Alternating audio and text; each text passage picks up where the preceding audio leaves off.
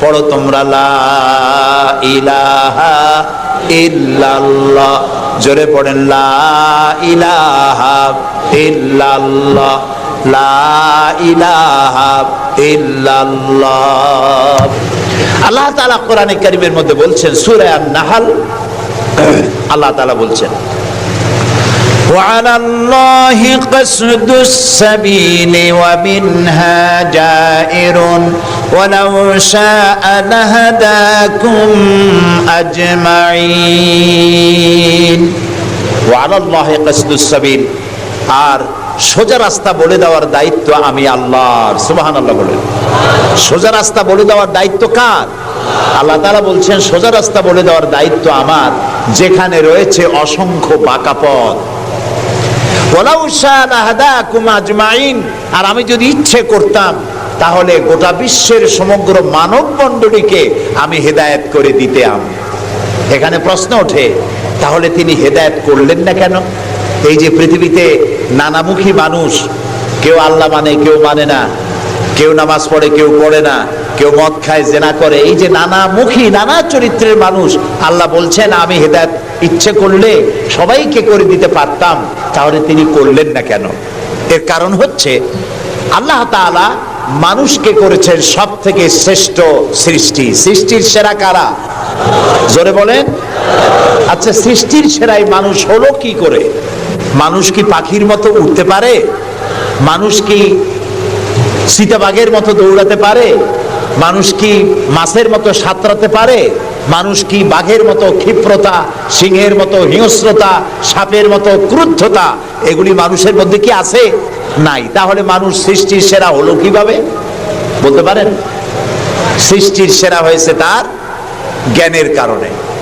আল্লাহ তাআলা চাঁদ সূর্যকে যেভাবে বাধ্য করেছেন তার হুকুম মানার জন্য, আমাদেরকে আল্লাহ তাআলা এভাবে হুকুম মানতে বাধ্য করেন নাই। কোরআন শরীফে আল্লাহ তাআলা বলেছেন ওয়ালাকাদ কাররামনা বনি আদম, আল্লাহ তাআলা বলেন আদম সন্তানকে আমি সম্মানিত করেছি।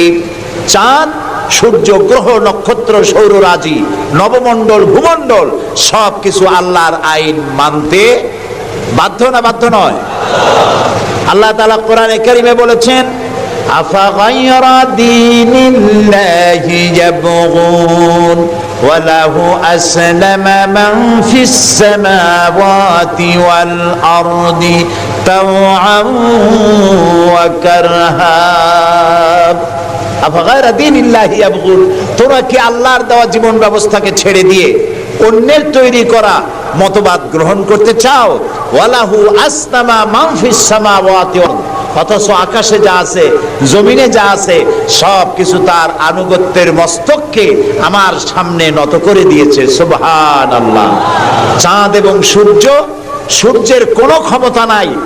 রাত এখন বাংলাদেশে 8:40, রাত, সূর্যের কোনো ক্ষমতা নাই এখন বাংলাদেশে সে উদিত হয়।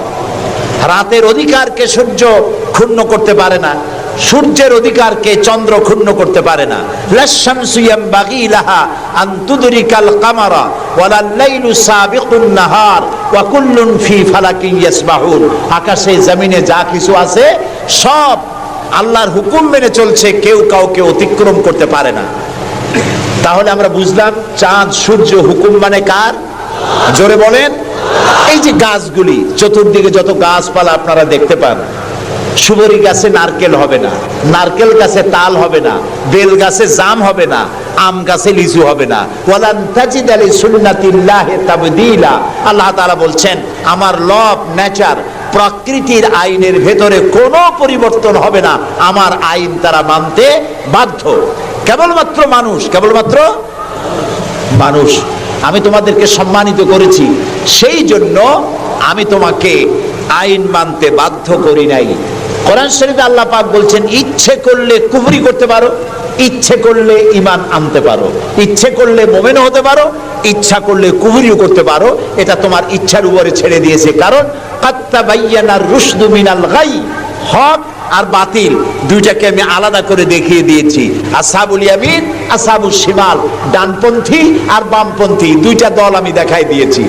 ডান দিকে আর এটা বোঝার জন্য বিবেক দিয়েছি। কি দিয়েছি বলেন? বিবেক। বিবেক আছে আমাদের? আছে কিনা? বিবেক দিয়েছি বোঝার জন্য। ডান দিকে যারা যাবে, এই ডান দিকের নেতৃত্ব দিবে নবীরা, আর নবীরা ডানপন্থীদেরকে সাথে নিয়ে চলে যাবে কোথায়? আল্লাহর জান্নাতে। আর যারা বামপন্থী, তাদের নেতৃত্ব দেবে শয়তান। কে দেবে নেতৃত্ব? আমি বুঝি না মুসলমানেরা কেমনে বামপন্থী হয়। আমাদের দেশে কিছু মুসলমান আছে নামধারী, নাম মুসলমানের, কিন্তু নিজেদের পরিচয় দেয় তারা বামপন্থী। আছেন এরকম? এই সমস্ত বামপন্থীদের নেতৃত্ব দিবে শয়তান, আর এদেরকে নিয়ে শয়তান তাদেরকে নিয়ে যাবে কোথায়?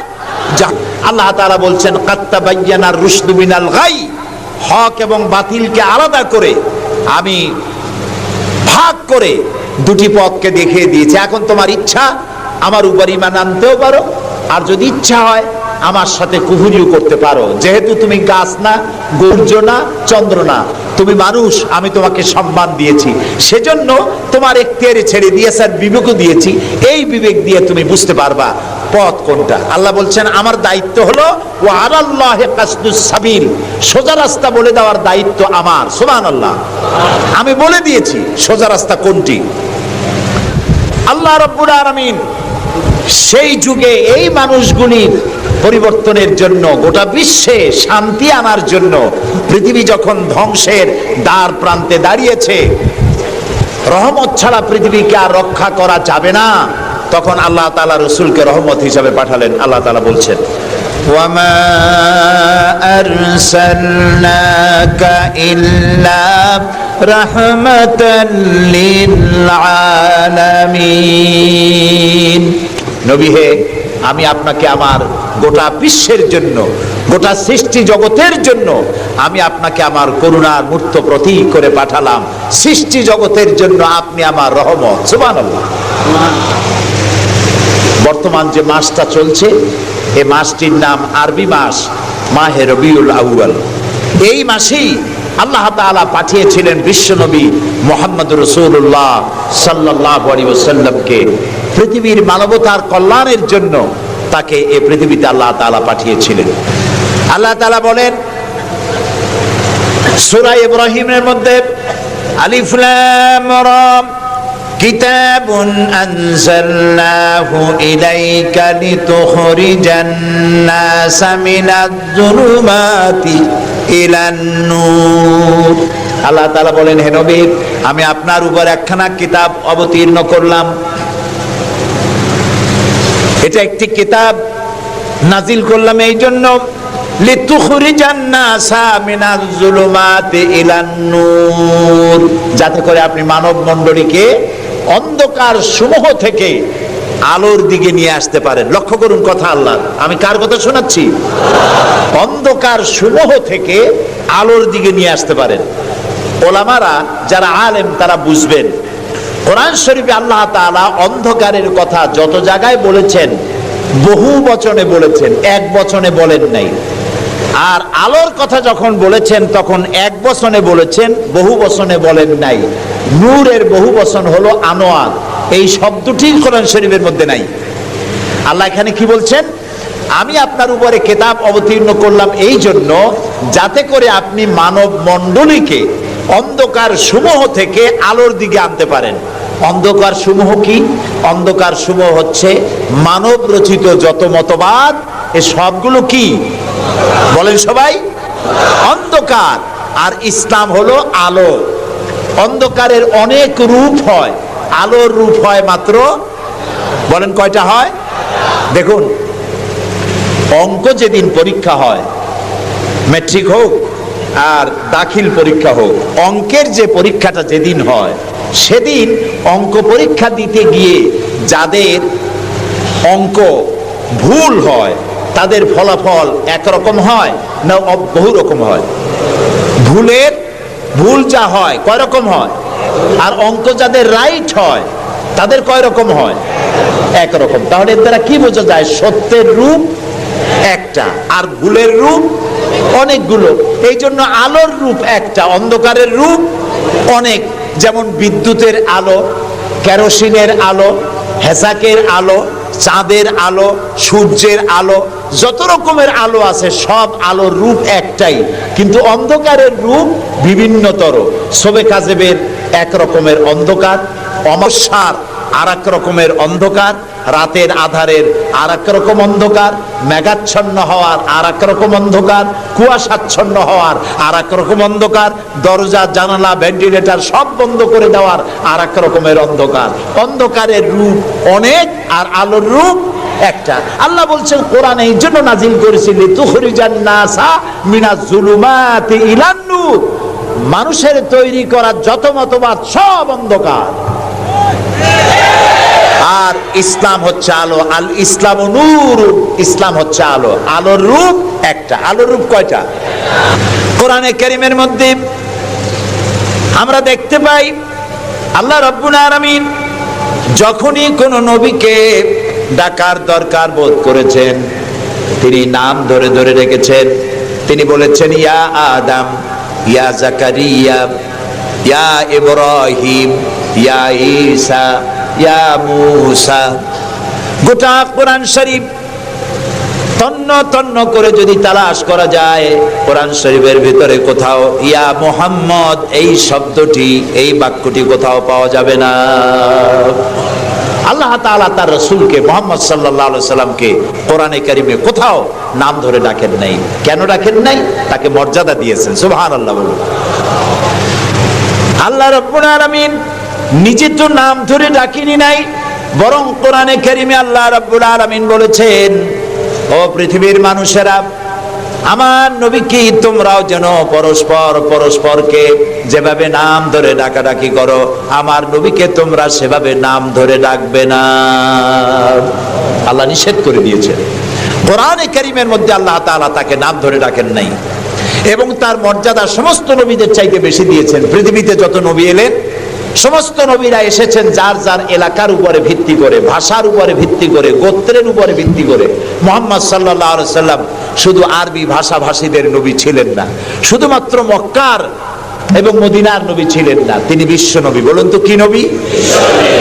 আল্লাহ রাব্বুল আলামিন কোরআনে কারীমের মধ্যে বলেছেন কুল ইয়া আইয়ুহান নাসু ইন্নী রাসূলুল্লাহি ইলাইকুম জামিআ।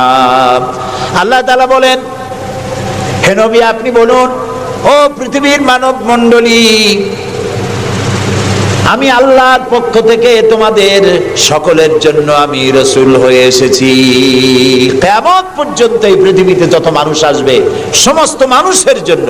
রাসূল বলেছেন শুধু মানুষের জেন নয়, আল্লাহর সমস্ত সৃষ্টি জগতের জন্য আল্লাহ তাআলা আমাকে রাসূল করে পাঠিয়েছেন। সুবহানাল্লাহ। নবী করিম সাল্লাল্লাহু আলাইহি সাল্লাম পৃথিবীতে এলেন, এবং আল্লাহ তাআলা তাকে এই সম্মান দিয়ে, মর্যাদা দিয়ে পৃথিবীতে কেন পাঠালেন? সূরা ফাতহার মধ্যে আল্লাহ তাআলা বলছেন هو الذي أرسل رسوله بالهدى ودين الحق ليظهره على الدين كله وكفى بالله شهيدا। আল্লাহ তাআলা বলেন যে তিনি আল্লাহ, যিনি তার রাসূলকে দ্বীনে হক আর সত্যের বিধান সহকারে পৃথিবীতে পাঠিয়েছেন। কেন? লিইউযহিরাহু আলা দ্বীনি কুল্লিহি, যাতে করে তিনি মানুষের তৈরি করা সকল মতবাদের উপরে ইসলামকে বিজয়ী করে দিতে পারেন। এই জন্য আল্লাহ তাআলা রাসূলকে এই পৃথিবীতে পাঠিয়েছেন। সুবহানাল্লাহি ওয়া বিহামদিহি। আল্লাহ তাআলা বলছেন ওয়া আলাল্লাহি কাসদুস সাবিল, আমি সোজা রাস্তা বলে দেব, যেখানে আছে অসংখ্য বাঁকা পথ, সেই সোজা রাস্তার নাম কি বলতে পারবেন? মাশাআল্লাহ, আপনারা সবাই বলতে পেরেছেন। সেই ইসলাম, সেই পথের নাম ইসলাম।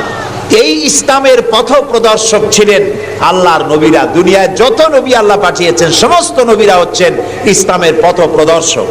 কিন্তু বইপত্রে অনেক সময় একটা কথা ভুল লেখে, তারা লেখে মুহাম্মদ সাল্লাল্লাহু আলাইহি সাল্লাম ইসলাম ধর্মের প্রবর্তক। এটি একটি ভুল কথা। প্রবর্তক অর্থাৎ যিনি শুরু করেন, যিনি যে জিনিসটা চালু করেন, তিনি ওইটার প্রবর্তক হন। ইসলামের প্রবর্তক হচ্ছেন আল্লাহ তাআলা, আর সমস্ত নবীরা হচ্ছেন প্রচারক, আর সর্বশ্রেষ্ঠ প্রচারক হচ্ছেন মুহাম্মাদুর রাসূলুল্লাহ সাল্লাল্লাহু আলাইহি ওয়াসাল্লাম। আল্লাহ রাব্বুল আলামিন তাকে পৃথিবীতে পাঠালেন ইসলাম প্রচার, প্রসার, প্রতিষ্ঠা এই কাজের জন্য। আল্লাহ তাআলা তাকে পাঠালেন এবং তাকে সর্বাধিক মর্যাদা দিলেন। এত বড় মর্যাদা আল্লাহ তাআলা পৃথিবীতে আর কারো দেন নাই। সুবহানাল্লাহ।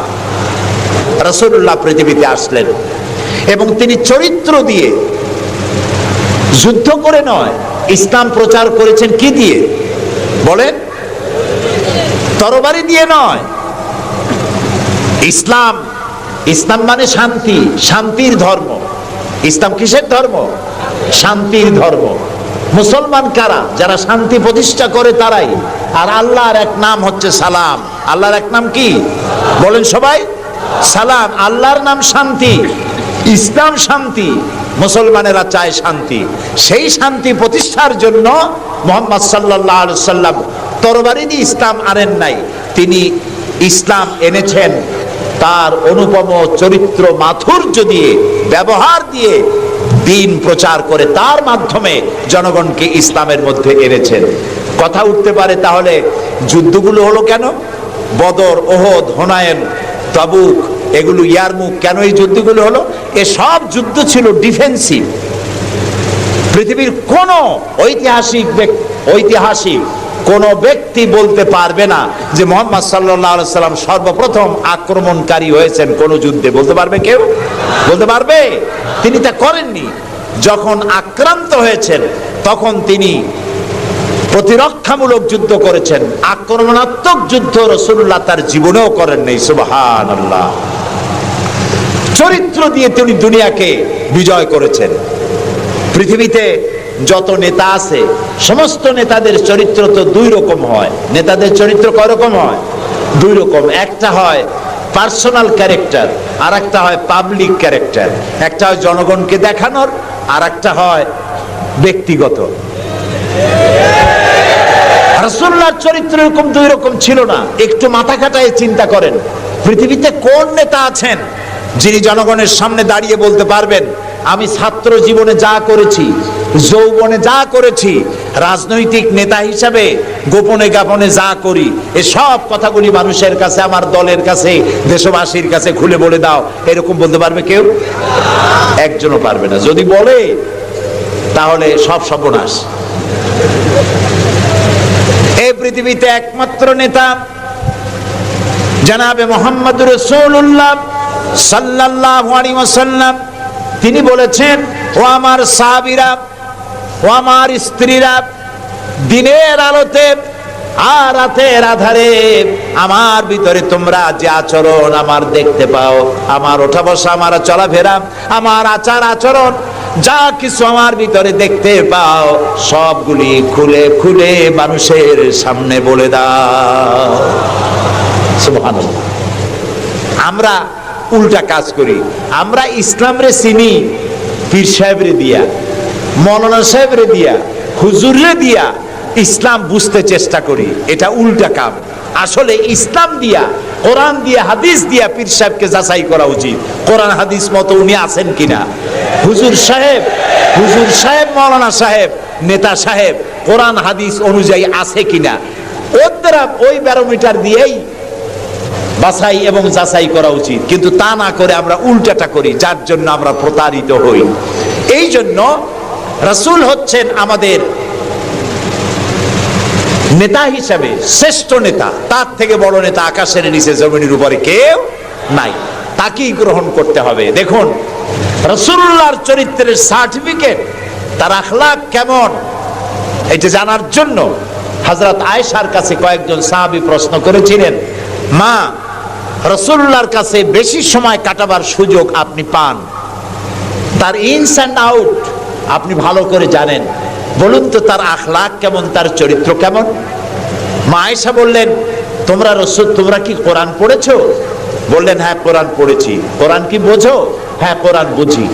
হযরত আয়েশা বলেন, কোরআন যদি পড়ে থাকো, কোরআন যদি বুঝে থাকো, রাসূলের চরিত্র আমার কাছে জানার কোনো দরকার নাই। যেটা কোরআন তোমরা পড়েছো, কোরআনের বাস্তব নমুনা যদি দেখতে চাও, আল্লাহর নবীর দিকে তাকায়া দেখো। তার চরিত্র হলো কোরআন। রাসূলুল্লাহর চরিত্র কি? কোরআন। রাসূলুল্লাহর নবুয়তের 23 বছরের জীবনে যা আছে 30 পারা কোরআনে তাই আছে। 30 পারা কোরআনে যা আছে রাসূলুল্লাহর 23 বছরের নবুয়তের জীবনে তাই আছে। বড় করে বলেন সুবহানাল্লাহ। এই ছিল রাসূলের জীবন, তার চরিত্র সম্পর্কে আল্লাহ তাআলা বলছেন, ওয়া ইন্নাকা লাআলা খুলুকিন আযীম। হে নবী, আপনি উন্নত চরিত্রের উপরে প্রতিষ্ঠিত। আল্লাহ বলতেছেন। কে বলতেছেন? আল্লাহ বলতেছেন আপনি উন্নত চরিত্রের উপরে প্রতিষ্ঠিত। সুবহানাল্লাহ। এবং আমাদেরকে বলা হচ্ছে, আমাদেরকে, কাদেরকে?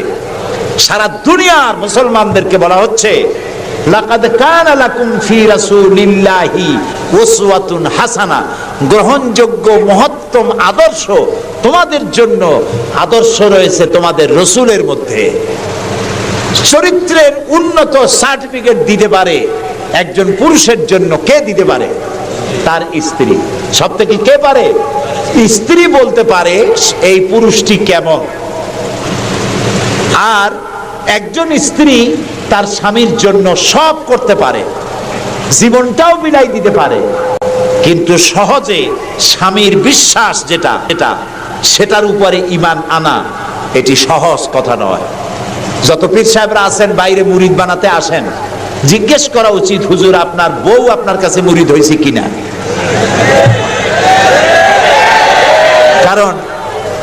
কারণ বউ জানে। বাইরে এসে যতই হুজুর অনেক কিছু নামের আগে মিসবাহুল আরিফিন, সিরাজুস সালিকিন, তারপরে কি কুতুবে রব্বানি, গাউসে সামদানি, আশেকে পান্দান, সিয়াহে দান্দান, এই যতই বলা হোক না কেন, কিন্তু আসলে উনি কি ওনার বউ চাইতে কেউ ভালো জানে না। এটা ঠিক কিনা? বউ ঈমান আনছে কিনা, মুরিদ হইছে কিনা, ওইটা দেখা দরকার। ড্রাইভারকে জিজ্ঞেস করা দরকার আপনার হুজুর কেমন, ড্রাইভার বলতে পারবে। ওনার সাথে খাদেমদেরকে একান্তে জিজ্ঞেস করা দরকার হুজুর কেমন, ওনারা বলতে পারবেন। রাসূলুল্লাহ যা করেছেন, চারিত্রিক বিপ্লব করেছেন, তার কৈশোর, তার যৌবন ওই জনগণের মধ্যেই হয়েছে। আল্লাহ তাআলা সিরিয়া থেকে নবী এনে মক্কায় চাপায় দেন নাই, মিশর থেকে নবী এনে মক্কার উপরে চাপায় দেন নাই। ওই সমাজেই তিল তিল করে তিনি বড় হয়েছেন মানুষের মাঝে। আর মানুষেরা এক পর্যায়ে মুহাম্মদ এই নামটা ভুলেই গেল, তাকে ডাকা শুরু করলো আল আমিন বলে। সুবহানাল্লাহ। এটা নবুয়ত পাওয়ার অনেক আগে তাকে ডাকতো আল আমিন। বিপদে পড়লে বলতো চলো আল আমিনের কাছে যাই, ঝগড়া হলে বলতো চলো আল আমিনের কাছে যাই, আমানত রাখতে হবে চলো আল আমিনের কাছে যাই। তার নামই লোকেরা ভুলে গেল। এক পর্যায়ে নাম প্রচারিত হলো আল আমিন, মানে কি? বিশ্বাসী। তিনি নিজেকে তিল তিল করে গড়েছেন, আল্লাহ তাআলা গড়ে তুলেছেন তাকে। হযরতে খাদিজা তার প্রতি ঈমান আনলেন। রাসূলুল্লাহ দাওয়াত দিলেন তার বন্ধু, যার সাথে তার বন্ধুত্ব ছিল 20 বছরের, হযরতে সাইয়েদুনা আবু বকর রাদিয়াল্লাহু তাআলা আনহু, 20 বছরের বন্ধু। হযরত আবু বকরের কাছে রাসূলুল্লাহ যখন দাওয়াত দিলেন যে আমি আল্লাহ রাসূল, আমার উপর ঈমান আনো, এক আল্লাহর উপর ঈমান আনো, হযরত আবু বকরও এক মুহূর্ত দেরি করেন নাই, বলেছেন আপনি অবশ্যই আল্লাহর নবী, আমার তো কোনো সন্দেহ নাই এর মধ্যে। সুবহানাল্লাহ। দেখুন, এই পৃথিবীতে নবী করিম সাল্লাল্লাহু আলাইহি ওয়াসাল্লাম যখন ওহী পেলেন, দ্বিতীয় ওহী ছিল ওয়ানজির আশিরাতাকাল আকরাবিন, নিকটবর্তী লোকদেরকে এবার দ্বীনের দাওয়াত দেন। এই সর্বপ্রথম দাওয়াতের জন্য আল্লাহ তাআলা বললেন আল্লাহর প্রতি, জাহান্নামের প্রতি ভয় দেখান, সতর্ক করুন মানুষদেরকে।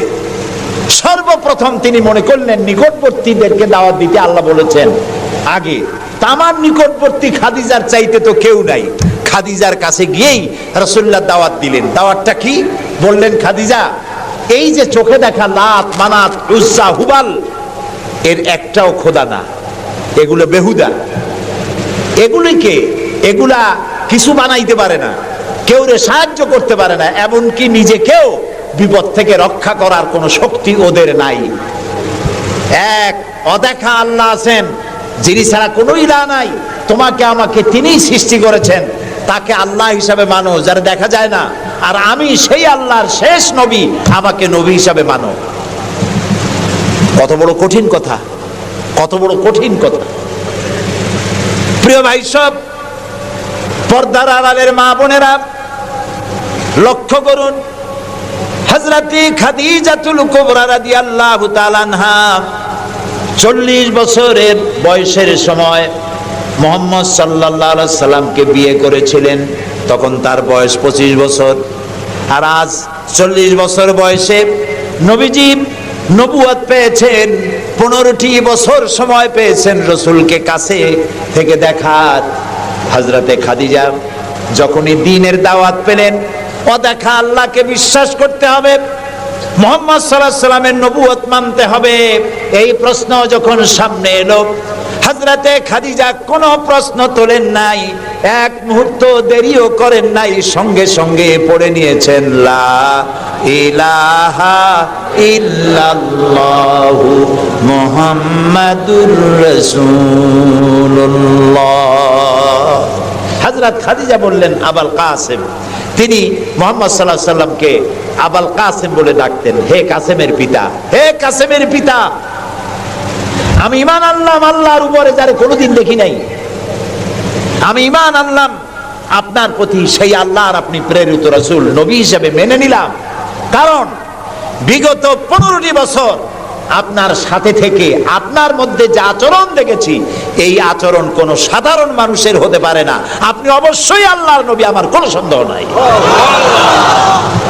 রাসূল পাক সাল্লাল্লাহু আলাইহি সাল্লাম এই মক্কি জিন্দেগিতে মানুষদেরকে তৈরি করলেন আল্লাহর ইচ্ছা মাফিক। তিনি দাওয়াত দিলেন একটি, তিনি বললেন ইয়া আইয়ুহান নাস কুলু লা ইলাহা ইল্লাল্লাহ তুফলিহু, হে মানব সকল পড়ো তোমরা লা ইলাহা ইল্লাল্লাহ, জোরে পড়েন লা ইলাহা ইল্লাল্লাহ, লা ইলাহা ইল্লাল্লাহ। একথা ঘোষণা করে দাও, কোনো ইলাহ নাই, কোনো আইনদাতা নাই, বিধানদাতা নাই, শাসনকর্তা নাই, কেউ নাই, ইল্লাল্লাহ, আল্লাহ ছাড়া। এই দাওয়াত যখন তিনি দিলেন, যেই সমাজের লোকেরা তাকে আলামিন বলতো, সেই লোকেরা ফুলের মালা নিয়ে দৌড়ে আসতো নাকি? তারা পাথর নিয়ে ছুটে এলো, কারণ তারা বুঝতো লা ইলাহা ইল্লাল্লাহর মানে কি। লা ইলাহা ইল্লাল্লাহর মানে শুধু কোন ইলাহ নাই আল্লাহ ছাড়া, মুহাম্মদ সাল্লাল্লাহু আলাইহি ওয়াসাল্লাম আল্লাহর প্রেরিত রাসূল, এই কথাটুকু যদি শুধু হইতো তাহলে মার খাওয়া লাগতো না। রাসূলুল্লাহ মার খান নাই, মুসা আলাইহিস সালাম মার খান নাই, ইব্রাহিম আলাইহিস সালাম খান নাই, এমন কোন নবী নাই। 3 জন নবী ছাড়া, কয়জন নবী ছাড়া? 3 জন নবী ছাড়া মার খান নাই, দেশান্তরিত হন নাই, গালিগালাজ শোনেন নাই, ঠাট্টা বিদ্রুপ শোনেন নাই, এমন কোন নবী নাই। কয়জন নবী বাদে? 3 জন। একজন কে? আদম আলাইহিস সালাম। সে সময় কোনো মানুষই নাই, কাজেই তারে বিরক্ত করবে কে?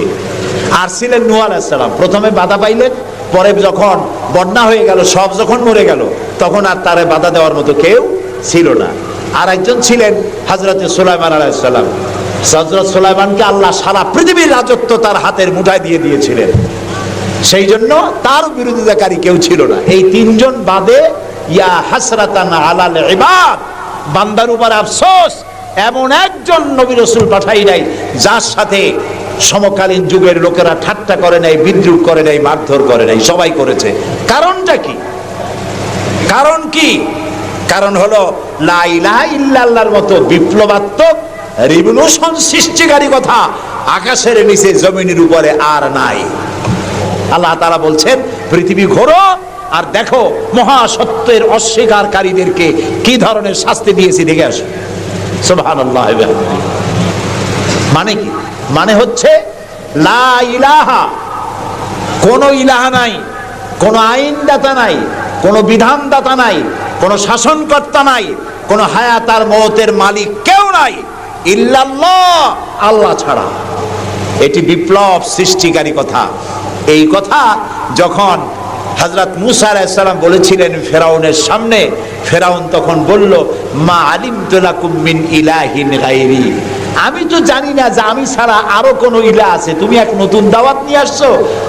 আনা রাব্বুকুমুল আলা, আমি তো বড় খোদা, আমি তো বড় ইলাহ। আমি এই গত 6 তারিখে মিশর সফর করেছিলাম, আমার জীবনের প্রথম এই মিশর সফর। উদ্দেশ্য ছিল মুসা আলাইহিস সালামের দেশ দেখা, ফেরাউনের দেশ দেখা। সেখানে ফেরাউনকেও অবশেষে দেখে এলাম। ফেরাউন মরে গেছে, কিন্তু তার দেহটাকে আল্লাহ তাআলা রেখে দিয়েছেন। আল্লাহ তাআলা তারে বলেছিলেন, যে জায়গায় যে দরিয়ায় তাকে ডুবানো হয়েছে সেই বাহার, সেই সমুদ্রও দেখে এসেছি। যেখানে আল্লাহ তাআলা মুসা আলাইহিস সালামের সঙ্গে কথা বলেছেন সে জায়গাও যাওয়ার তৌফিক আল্লাহ তাআলা দিয়েছেন, সে জায়গাও দেখে আসছে। ফেরাউন, তাকে দেখার জন্য মিউজিয়ামের মধ্যে ঢুকলাম। 40 পাউন্ড মিশরীয় মুদ্রা, 40 পাউন্ড লাগলো। এরপরে ওর লাশ দেখার জন্য আরো 70 পাউন্ড লাগবে। পয়সা খরচ করে এই শয়তানটারে দেখতে গেলাম।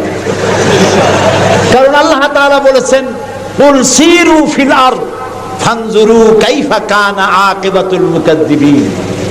ঘুরে বেড়াও, আমার পৃথিবী ভ্রমণ করো। আল্লাহ তাআলা বলছেন, আমার পৃথিবী ভ্রমণ করো আর দেখো মহাসত্যের অস্বীকারীদের আমি কি পরিণতি করেছি, দেখে আসো। সুবহানাল্লাহ। আমি গিয়ে দেখলাম মিস্টার ফেরাউন শুয়ে আছে, গ্লাসের বক্সের মধ্যে, কাপড় দিয়ে জড়ানো, গর্দানটা এরকম চিকন, এতটা লম্বা গর্দান, মুখের মধ্যে দাঁত একটা আছে, হাতে এবং হাত পা বের করা, তাতে কিছু নখ টক আছে এবং মাথায় কিছু চুলও আছে। কয়েক হাজার বছর আগের লাশ। এই ফেরাউনের কাছে যখন মুসা আলাইহিস সালাম বললেন, ঈমান আনো আমার উপরে, আল্লাহর উপরে ঈমান আনো, সে কয়, মা আলিমতু লাকুম মিন ইলাহিন গায়রি, আমি তো জানি না আমি ছাড়া আরো কোন ইলাহ আছে, আমি তো ইলাহ। তুমি যদি আমাকে ছাড়া কাউকে ইলাহ মানো, লা আজআলান্নাকা মিনাল মাসজুনিন, আমি তোমাকে কারারুদ্ধ করে রাখবো। মুসা আলাইহিস সালাম কয়, তুই কারে জেলের ভয় দেখাও? আমি তো আল্লাহর পয়গম্বর, আমি তো তোমার জেলের পরোয়া করি না। সুবহানাল্লাহি ওয়া বিহামদিহি। সে যখন ডুবতে ছিল তখন বলতেছিল, আমানতু, না না, হ্যাঁ, আমানতু কামা আমানাত বিহি বানু ইসরাঈল, আমি ঈমান আনলাম বনি ইসরাঈলরা যার উপর ঈমান আনছে। আল্লাহর উপর ঈমান আনছে এটা কিন্তু বললো না, বনি ইসরাঈলীরা যার উপরে ঈমান এনেছে তার উপরে ঈমান আনলাম। ওয়া আনা মিনাল মুসলিমিন, আল্লাহ আমি তো একজন মুসলমান, আমার আবারও সুবাও কেন? আল্লাহ তাআলা বললেন, আল আন, এখন, ওয়াকাদ আসাইতা কাবলু ওয়া কুনতা মিনাল মুফসিদিন, অথচ তুমি বিদ্রোহ ঘোষণা করেছো আর তুমি সবথেকে বড় সন্ত্রাসী। ও বলছে আনা মিনাল মুসলিমিন, ও বলছে আনা মিনাল মুসলিমিন, আমি তো মুসলমানদের একজন। আল্লাহ কয়, ওয়া কুনতা মিনাল মুফসিদিন, তুই তো সন্ত্রাসী, বিপর্যয় সৃষ্টিকারী। আমি তোরে আর শুধু মারবই না, কে বলতেছেন? আমি তোরে শুধু মারবই না, আলিয়াউমা নুনাজ্জিকা বিবাদানিক, আমি তোর দেহটাকে রক্ষা করব। পানিতে তুই পচবি না, মাটিতে পচবি না, পোকায় মাকড়ে তোরে খাবে না, আমি তোরে শুটকি বানায় রাখবো কিয়ামত পর্যন্ত। এই জন্য শুটকি বানায় রাখবো, পৃথিবীতে যত ফেরাউন তোর মতো পৃথিবীতে আসবে তোরে দেখে যেন শিক্ষা গ্রহণ করতে পারে। আল্লাহ তাআলা ওরে শুটকি বানায় রাখছে। তারপরে দেখলাম বহায়রা কারুন অস্বীকার করেছিল মুসা আলাইহিস সালামকে। তার বিশাল সম্পদ, 55,000 একর জমির উপরে ছিল তার বাড়িঘর আর সম্পদ, আহরিত সম্পদ। তার সিন্ধুকের চাবিগুলি বহন করত শত শত উটে। এখন চিন্তা করেন কত সম্পদের মালিক। মুসা আলাইহিস সালাম যখন তার কাছে যাকাতের দাবি করলেন, ঈমানের দাবি করলেন, তখন মুসা আলাইহিস সালামের উপরে বহতান, তাকে লাঞ্ছিত করলো, তাকে দুর্নাম অপবাদ দিল। মুসা আলাইহিস সালাম আল্লাহর কাছে গজব চাইলেন, আল্লাহ তাআলা তারে গজব দিলেন। 55,000 একর সম্পত্তি, বাড়িঘর, আর সে নিজে শুদ্ধ মাটির নিচে আল্লাহ গরক করে দিলেন। এখন বিরাট হ্রদে পরিণত হয়ে গেছে। তারপরে যখন আমি দাঁড়ালাম দেখতে পেলাম সমুদ্রের মতো কোনো কুল কিনারা নাই, কোনো কুল কিনারা নাই। তার সম্পদ শুদ্ধ আল্লাহ তাআলা রেখেছেন। মুসা আলাইহিস সালামকে কে পাঠাইছে ফেরাউনের কাছে? কে পাঠাইছেন? আল্লাহ তাআলা নিজে পাঠাইছেন। আল্লাহ তাআলা বলছেন, হে মুসা, আমি তোমাকে আমার জন্য বানাইছি। সুবহানাল্লাহ। ওয়া নাখতারতুকা ফাসতামি' লিমা ইউহা। এখন শোনো আমি তোমারে কি বলি। ইযহাব ইলা ফিরআউনা ইন্নাহু তাগা। ফিরআউনের কাছে যাও, সে সীমা লঙ্ঘন করেছে, তার কাছে দ্বীনের দাওয়াত দাও। মুসা আলাইহিস সালাম বলেন, আল্লাহ আমি তো কথা বলতে গিয়ে একটু তোতলা ভাব, আমি তো কথা ভালো করে বলতে পারি না। রব্বিশরাহ লি সাদরি ওয়া ইয়াসসির লি আমরি ওয়াহলুল উকদাতাম মিন লিসানি ইয়াফকাহু কাওলি। আল্লাহ তাআলা আমার সিনাটারে খুলে দাও, আমার বক্তব্যকে স্পষ্ট করে দাও, আমি যা বলি তা যেন মানুষ বোঝে সুযোগ করে দাও। হারুন আখিসদুদ বিহি আজরি ওয়া আশরিকহু ফি আমরি। আর আমার ভাই হারুনকে আমার সহযোগী করে দাও। সুবহানাল্লাহ বিহামদিহি। তিনি আল্লাহর দাওয়াত দিলেন। এই দাওয়াত দিতে গিয়ে হযরত মুসা আক্রান্ত হয়েছেন, ইব্রাহিম আলাইহিস সালাম আক্রান্ত হয়েছেন, নবী করিম সাল্লাল্লাহু আলাইহি ওয়াসাল্লাম আক্রান্ত হয়েছেন। আবু জাহেল, আবু লাহাব, উতবা, শাইবা, মুগীরা সবাই মিলে বলেছে আবু তালেবের কাছে মুহাম্মদ সাল্লাল্লাহু আলাইহি ওয়াসাল্লামকে বলুন যেন লা ইলাহা ইল্লাল্লাহর দাওয়াতটা না দেয়। এই দাওয়াতটা যদি না দেয়, যত বড় সুন্দরী মেয়ে উনি পছন্দ করবেন তার সাথে বিয়ে দিয়ে দেব। টাকা চাই, সোনা চাই, সব দেব। নেতৃত্ব চাই, তাও দেব। আল্লাহর নবীর কাছে এই প্রস্তাব যখন এলো, নবীজি বললেন, আমার চাচা আপনি ওদেরকে শোনায় দেন। ওদের পক্ষে যেটা দেওয়া সম্ভব সেটা তো দেওয়া দূরের কথা, যেটা দেওয়া সম্ভব নয় তাও যদি ওরা আমাকে দিতে পারে, আকাশের সূর্যটা এনে যদি আমার ডান হাতে উঠায় দেয়, আর আকাশের পূর্ণিমার চাঁদটা যদি আমার বাম হাতে উঠায় দেয়, এর বিনিময়ে আমি মুহাম্মদুর রাসূলুল্লাহ সাল্লাল্লাহু আলাইহি ওয়াসাল্লাম এক মুহূর্তের জন্য তাওহীদের দাওয়াতকে বন্ধ করে দেব না। আমরা তো উল্টোপাল্টা কাম করি। 12ই রবিউল আউয়াল আসলেই পতাকা দিয়ে রাজধানী সাজাই। 12ই রবিউল আউয়াল আসলেই বিরাট একটা মিছিল, কোন একজন লোককে সামনে রাখা, তারপর একটা মিছিল শুরু হয়ে গেল। তোমপে লাখো সালাম। কতগুলা পতাকা নিয়ে লাখো সালাম দিলাম, হাজার হাজার গাড়ি নিলাম, লোকজন নিলাম। এরপরে এক জায়গায় বসে নবী সালাম আলাইকা, ইয়া রাসূল সালাম আলাইকা, গরম গরম জিলাপি।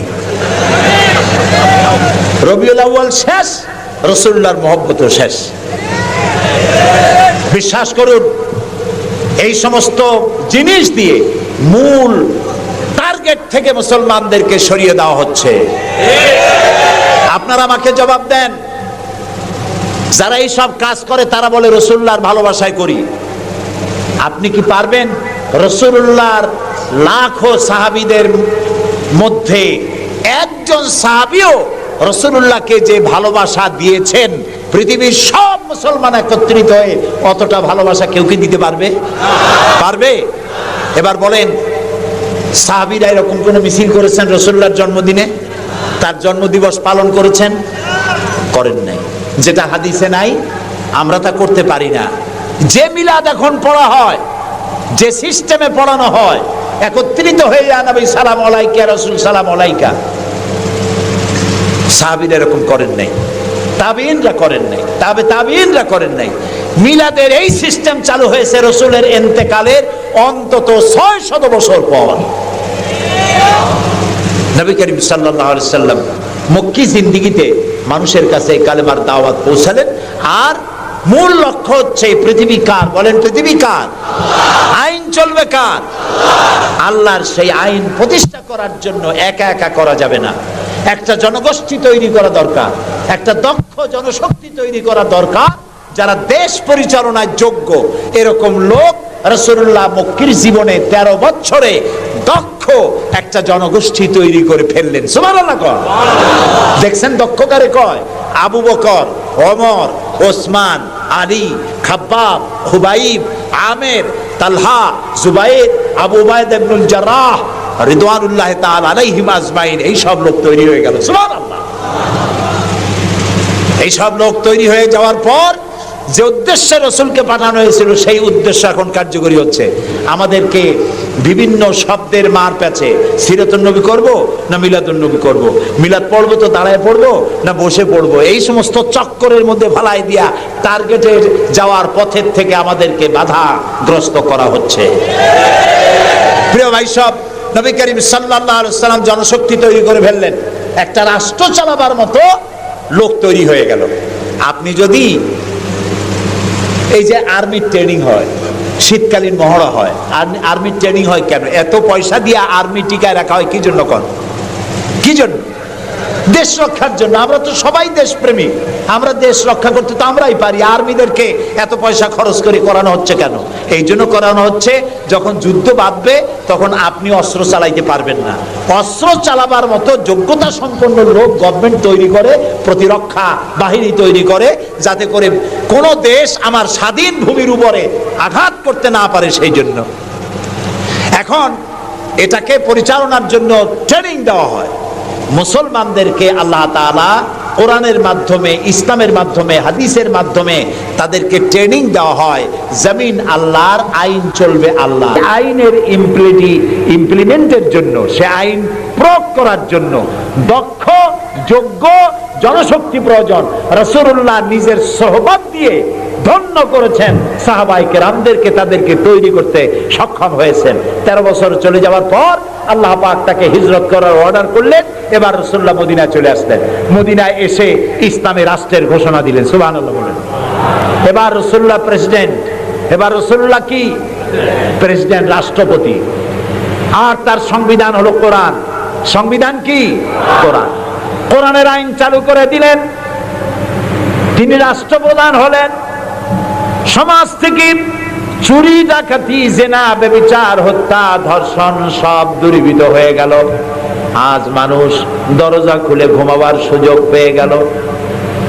নবী করিম সাল্লাল্লাহু আলাইহি ওয়াসাল্লাম ঘোষণা করলেন, খায়রুল কুরুনি কারনি, সর্বশ্রেষ্ঠ যুগ হলো আমার যুগ। রাসূলের যুগ হলো শ্রেষ্ঠ যুগ। সমাজ থেকে চুরি ডাকাতি নির্মূল হয়ে গেল কোরআনের আইন চলার কারণে। যারা বিরোধিতা করছিল তারাও দেখলো যে মুহাম্মদ সাল্লাল্লাহু আলাইহি ওয়াসাল্লামের সাথে আমরা খামোখাই বিরোধিতা করেছি, উনি তো আমাদের বিরোধী লোক না, উনি তো আমাদের ধর্মের বিরুদ্ধে লোক না, উনি তো দেশে আইন দিয়েছেন এমন যে আইনের মাধ্যমে মানুষ তার নিজের ধর্ম পালন করতে পারে, চুরি করে না, ডাকাতি করে না, মানুষ খাবার পায়, পড়ার পায়, থাকার পায়, সবকিছুর গ্যারান্টি পেয়েছে। আল্লাহ তাআলা তখন একটি সূরা নাজিল করলেন। আল্লাহ তাআলা সূরা নাসর নাজিল করলেন, ইযা জাআ নাসরুল্লাহি ওয়াল ফাত ওয়া রাআইতান নাসা ইয়াদখুলুনা ফি দীনিল্লাহি আফওয়াজা। আল্লাহ তাআলা বলেন, যখন আল্লাহর পক্ষ থেকে বিজয় আসবে, আল্লাহর সাহায্য যখন আসবে, তখন দেখতে পাবে দলে দলে লোকেরা ইসলামে প্রবেশ করছে। রাসূলুল্লাহর ইন্তেকালের সময় দেখা গেল আশেপাশে যত গোত্রে ছিল, এলাকা ছিল, সব পড়ে ফেলেছে লা ইলাহা ইল্লাল্লাহু মুহাম্মাদুর রাসূলুল্লাহ। কাফের বলতে আর কেউ ছিল না। শান্তি পেল, নিরাপত্তা পেল। ইসলাম শান্তি এবং নিরাপত্তা। এই শান্তি এবং নিরাপত্তার পথে মানুষ যাতে আর না আসতে পারে, সেই জন্য আজকের পৃথিবীর বৃহৎ শক্তি লেগেছে ইসলামকে ধ্বংস করার জন্য। ফাইনা তাযহাবুন, কোথায় চলছি আমরা? রাসূলের মূল অনুষ্ঠান ছেড়ে দিয়ে, মূল কাজ ছেড়ে দিয়ে ভিন্ন পথে প্রবাহিত হচ্ছি। আজ আমাদেরকে বলা হচ্ছে সন্ত্রাসী, মুসলমানদেরকে বলা হচ্ছে সন্ত্রাসী আর মৌলবাদ। আপনারা বলেন বাংলাদেশের মতো এত শান্তি আর কোথায় আছে বলেন? এই যে পয়লা বৈশাখ গেল, পয়লা বৈশাখী আনন্দ উদযাপন করার জন্য ঢাকা শহরে যা মানুষ নামলো, ইতিহাসে নাকি এত মানুষ কোনোদিন নামে নাই। পেটে বাচ্চা, কোলে বাচ্চা, ঘাড়ে বাচ্চা, এগুলো নিয়ে রাত 12টা 1টা পর্যন্ত রাস্তায় রাস্তায় হিন্দু মুসলমান দৌড়দৌড়ি করেছে। কোনো অশান্তি ছিল? এই প্রথমবারের মতো বাংলাদেশে গত 30 বছরের মধ্যে গত রমজানে রোজার পূজা একসাথে আসলো, ঠিক না? হিন্দুরা তাদের দুর্গা পূজা করতে পারছে? বলেন না পারছে কিনা? মুসলমানেরা রোজাও রাখতে পারছে, ওরা পূজাও করতে পেরেছে, ঠিক না ভাই? এবার বলেন, এই ফেনীতে আপনারা দুর্গা পূজার সময় কয়টা মূর্তির মাথা ভাঙছেন বলেন? ভাঙছেন? মন্দির ভেঙেছেন? কোন হিন্দু পিটাইয়া ভারতে পাঠাই দিয়েছেন? বাংলাদেশে সাম্প্রদায়িক সম্প্রীতি সব থেকে বেশি ভালো, আলহামদুলিল্লাহ। কিন্তু আমাদের দেশের চিহ্নিত একটি মহল দেশে বিদেশে অনবরত বাংলাদেশের বিরুদ্ধে বলে বেড়াচ্ছে এখানে সাম্প্রদায়িক সম্প্রীতি নাই, এখানে নাকি হিন্দুরা নিরাপত্তা বোধ করছে না, এখানে নাকি সন্ত্রাসের জ্বালা মানুষ অস্থির, আর সন্ত্রাস সব নাকি তৈরি হয় মাদ্রাসায়। এরা মাদ্রাসা বিরোধী, মাদ্রাসা ওদের সহ্য হয় না। প্রিয় ভাই সব, এটাই জন্য আমাদেরকে যে কথার থেকে এই পর্যন্ত এসছি, আমাদের বলা হচ্ছে সন্ত্রাসী, মৌলবাদী। বাংলাদেশে সন্ত্রাসী এটি একটি গল্প, আন্তর্জাতিক সন্ত্রাসের সাথে বাংলাদেশের কোনো সম্পর্ক নাই, আলহামদুলিল্লাহ। আমরা আমেরিকাকে বলতে চাই, অভিশপ্ত ইহুদিরা প্রত্যেক দিন প্যালেস্টাইনি মুসলমানদেরকে হত্যা করছে, এটা কি সন্ত্রাসী তৎপরতা নয়? ইহুদিরা প্রতিদিন তাদের বুলডোজার দিয়ে ফিলিস্তিনের মুসলমানদের বাড়ি ঘর বুলডোজার দিয়ে মাটির সাথে গুড়িয়ে দিচ্ছে, এটা কি সন্ত্রাসী তৎপরতা নয়? সেই অভিশপ্ত ইহুদি জাতির প্রধানমন্ত্রী শ্যারন, তারে বুশ বলছেন তিনি নাকি শান্তির পায়রা। তা আমি বলেছি, শ্যারন যদি হয় শান্তির পায়রা, তাহলে পৃথিবীতে অশান্তির শকুনের নাম কি?